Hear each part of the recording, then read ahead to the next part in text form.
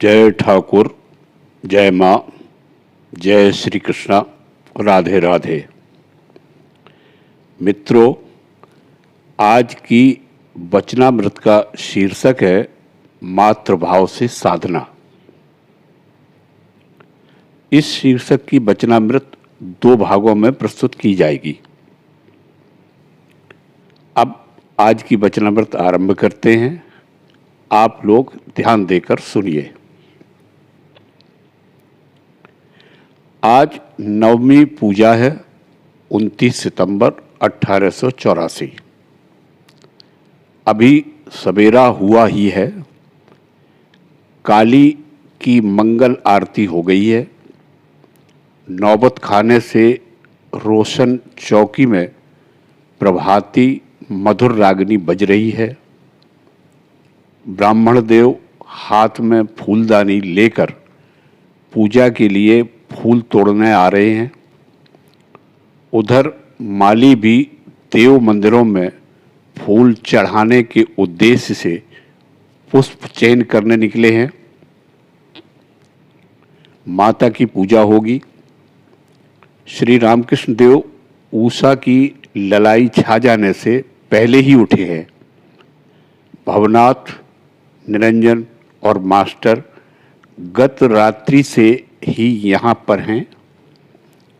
वे श्री रामकृष्ण देव के कमरे वाले बरामदे में रात भर सोए थे।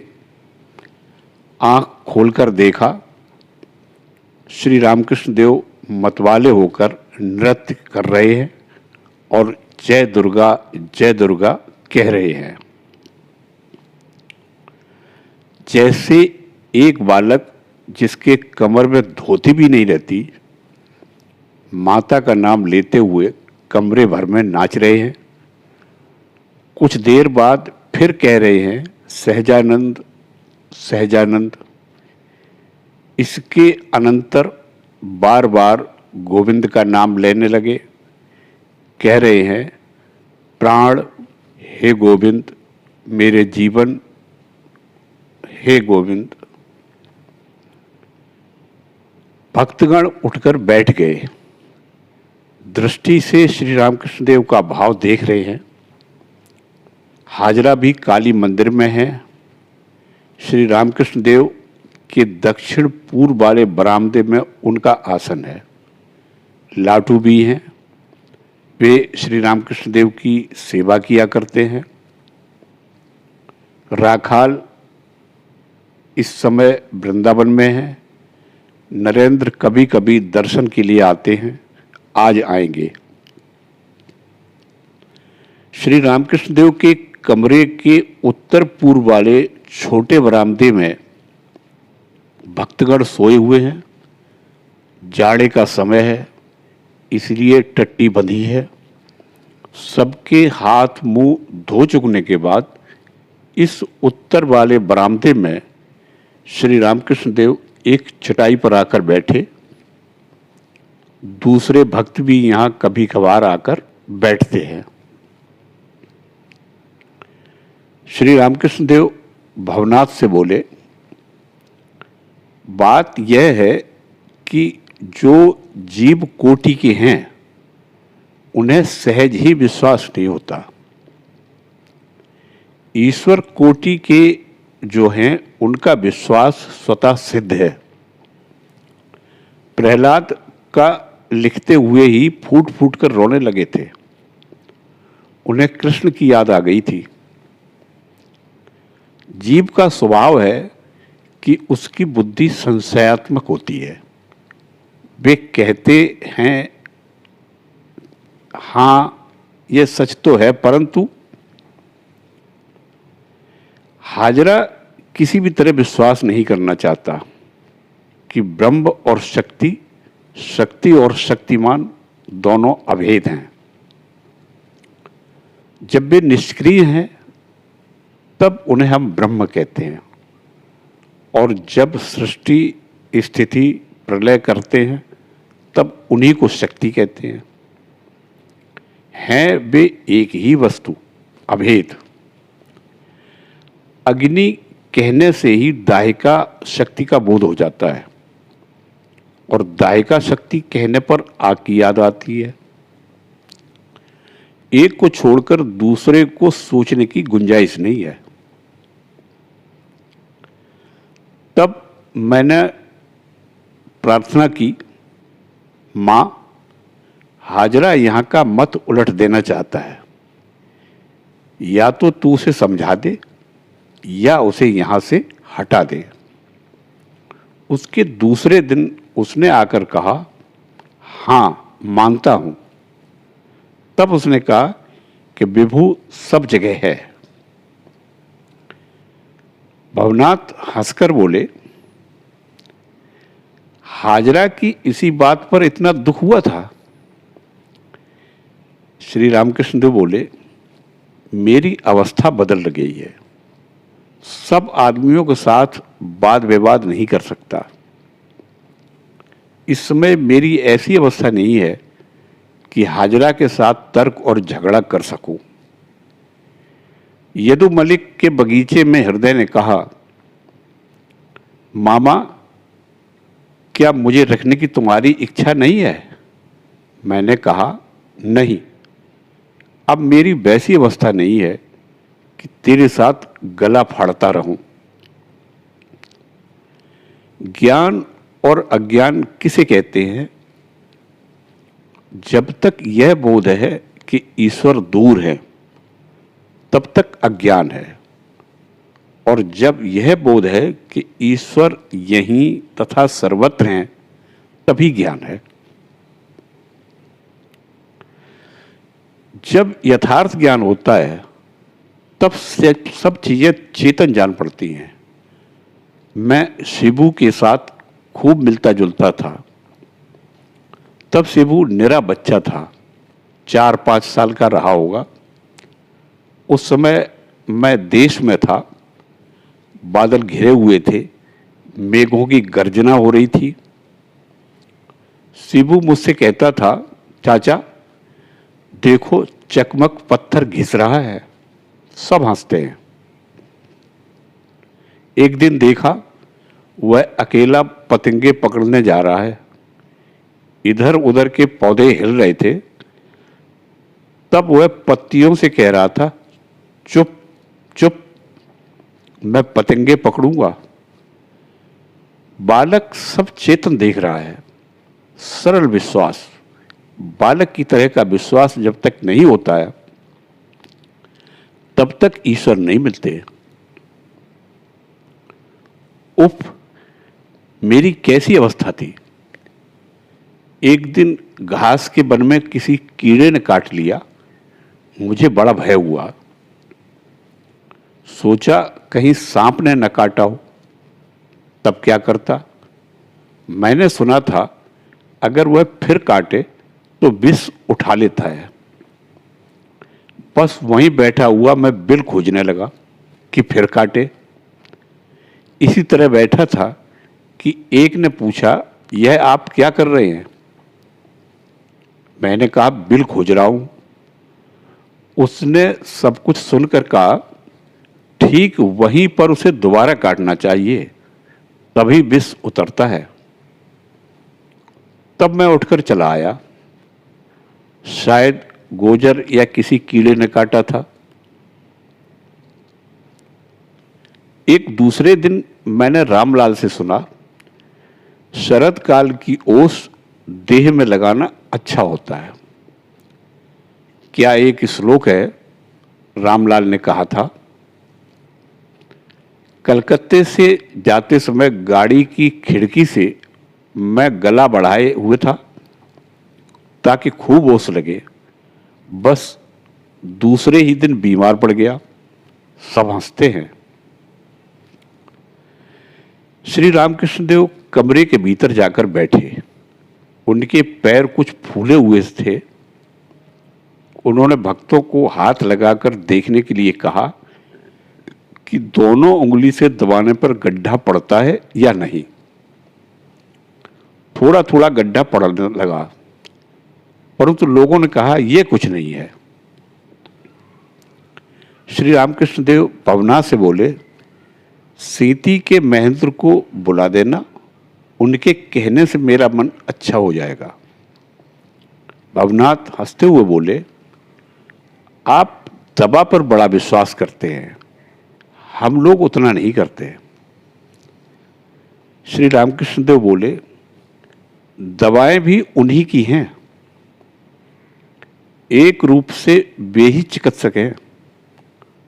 राम प्रसाद ने बतलाया, आप रात को पानी न पिया कीजिए। मैं उसकी बात को वेद वाक्य की तरह पकड़े हुए हूं। मैं मानता हूं कि वह साक्षात धन्वंतरी हैं। हाजरा आकर बैठे, दो एक बातें इधर उधर की करके श्री रामकृष्ण देव ने कहा, देखो, कल राम के यहां उतने आदमी बैठे हुए थे, विजय, केदार आदि, फिर भी नरेंद्र को देखकर मुझे इतना उद्दीपन क्यों हुआ? केदार को मैंने देखा, कारणानंद का घर है।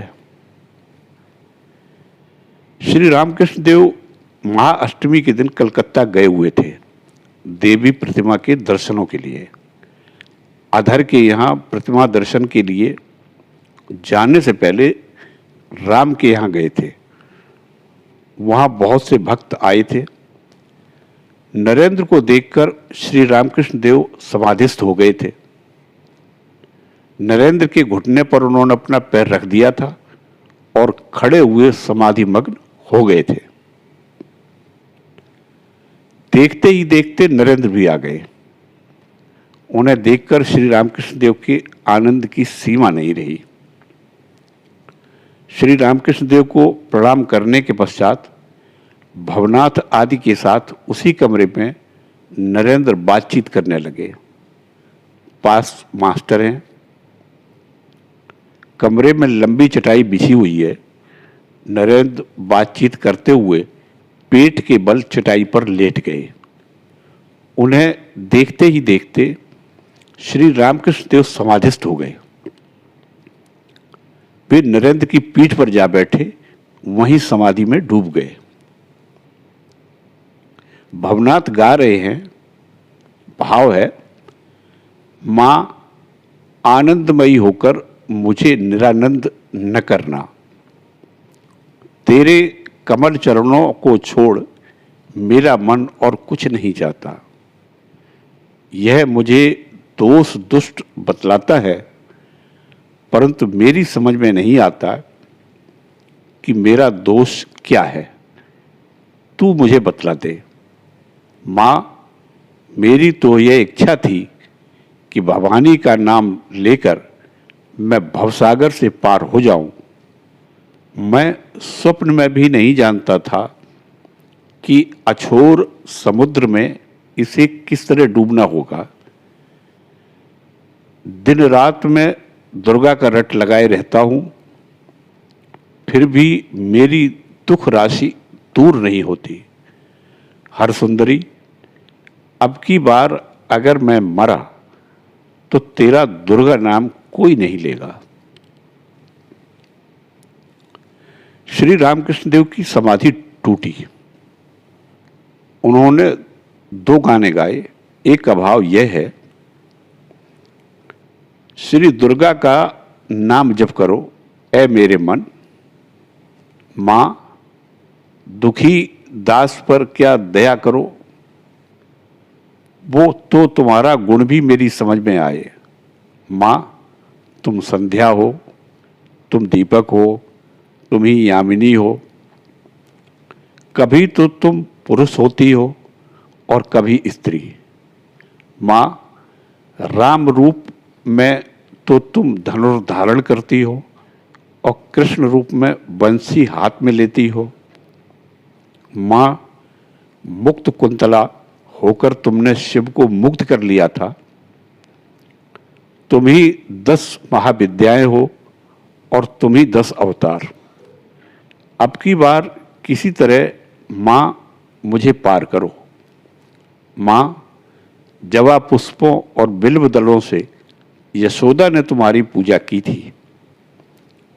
तुमने कृष्ण को उनकी गोद में डालकर उनकी मनोकामना पूरी की। माँ, जहाँ तहाँ पड़ा रहता हूँ, कभी तो जंगल में ही पड़ा रहता हूँ, परंतु मेरा मन तेरे चरणों में ही लगा रहता है। माँ, मैं जहाँ तहाँ दुर्भाग्य के फेर में पड़ा अपने भाग्य पर रोया करता हूँ। खैर, मुझे इसका भी दुख नहीं। प्रार्थना है कि अंत समय में जिह्वा तेरे नाम का उच्चारण करे। अगर तू मुझे किसी दूसरी जगह ले जाने के लिए कहे तो माँ, इतना तो बतलाना कि मैं किसके पास जाऊं। माँ, दूसरी जगह यह सुधा मधुर तेरा नाम मुझे कहाँ मिल सकता है। तू चाहे कितना भी छोड़ छोड़ क्यों न करे, परंतु मैं तुझे नहीं छोड़ूंगा। मैं नूपुर बनकर तेरे श्री चरणों में बजता रहूंगा। माँ, जब तू शिव के निकट बैठेगी तब तेरे चरणों में मैं जय शिव कहकर बजता रहूंगा। हाजरा उत्तर पूर्व वाले बरामदे में हरि नाम की माला हाथ में लिए जप कर रहे हैं। श्री रामकृष्ण देव सामने आकर बैठे और हाजरा की माला लेकर जप करने लगे। साथ में मास्टर और भवनाथ हैं। दिन के 10 बजे का समय होगा। श्री रामकृष्ण देव हाजरा से बोले, देखो, मुझसे जप नहीं होता। नहीं होता है, बाएं हाथ से होता है, परंतु और नाम जप फिर नहीं होता। इतना कहकर श्री रामकृष्ण देव नाम जप करने की चेष्टा करने लगे, परंतु जप का आरंभ करते ही समाधि लग गई। श्री रामकृष्ण देव इसी समाधि अवस्था में बड़ी देर से बैठे हुए हैं। हाथ में माला लिए, अब भी लिए हुए हैं। भक्तगण निर्वाक होकर देख रहे हैं। हाजरा अपने आसन पर बैठे हुए हैं। वे भी चुपचाप श्री रामकृष्ण देव की समाधि अवस्था देख रहे हैं। बड़ी देर के बाद श्री रामकृष्ण देव को होश हुआ है। वे कह उठे, मुझे भूख लगी है। साधारण अवस्था को लाने के लिए श्री रामकृष्ण देव प्रायः इस बात को कहा करते हैं। मास्टर खाना लाने के लिए जा रहे हैं। श्री रामकृष्ण देव बोल उठे, नहीं भाई, पहले काली मंदिर जाऊंगा। पक्के आंगन से होकर श्री रामकृष्ण देव काली मंदिर जा रहे थे। जाते हुए 12 शिवालयों के शिवजी को प्रणाम कर रहे हैं। बाईं ओर राधा कांत का मंदिर है। राधा कांत जी को देखकर श्री रामकृष्ण देव ने प्रणाम किया और आसन पर बैठकर माता के पाद पद्मों में उन्होंने फूल चढ़ाए। फिर अपने सिर पर फूल रखा। लौटते हुए भावना से बोले, यह सब ले चल, माता का प्रसाद, नारियल और चरणामृत। श्री रामकृष्ण देव कमरे में लौट आए। साथ में भवनाथ हैं और मास्टर। हाजरा के सामने पहुंचते ही उन्होंने प्रणाम किया। यह आप क्या कर रहे हैं? यह क्या कर रहे हैं? कहकर हाजरा चिल्ला उठे। श्री रामकृष्ण देव बोले, तुम कह सकते हो कि यह अन्याय है। हाजरा तर्क करके प्रायः यह बात कहते थे कि ईश्वर सबके भीतर हैं, साधना करके सब लोग ब्रह्म ज्ञान प्राप्त कर सकते हैं। आज की वचनामृत यहीं समाप्त होती है। आप सभी का कल्याण हो। जय ठाकुर, जय मां, जय श्री कृष्णा, राधे राधे।